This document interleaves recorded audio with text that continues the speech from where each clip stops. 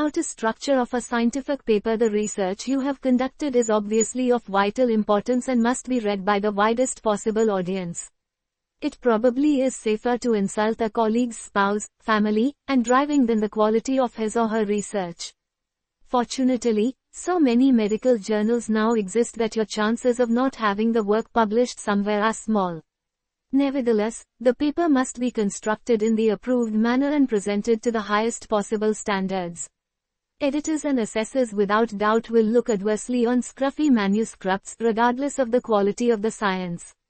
All manuscripts are constructed in a similar manner, although some notable exceptions exist, like the format used by Nature.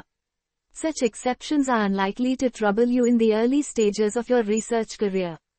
The object of publishing a scientific paper is to provide a document that contains sufficient information to enable readers to assess the observations you made, repeat the experiment if they wish, determine whether the conclusions drawn are justified by the data.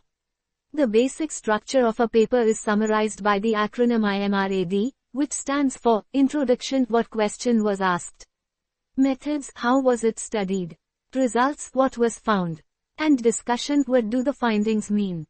The next 4 parts of this video each deal with a specific section of a paper, so the sections will be described only in outline in this chapter. Introduction. The introduction should be brief and must state clearly the question that you tried to answer in the study. To lead the reader to this point, it is necessary to review the relevant literature briefly. To how to write a paper. Many junior authors find it difficult to write the introduction.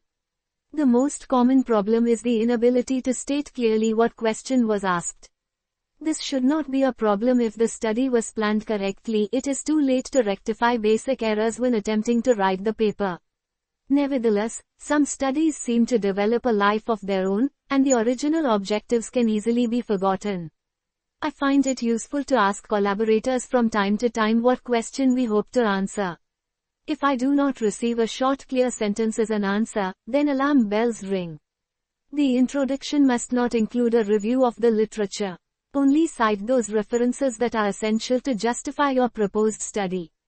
3 citations from different groups usually are enough to convince most assessors that some fact is well known or well recognized, particularly if the studies are from different countries.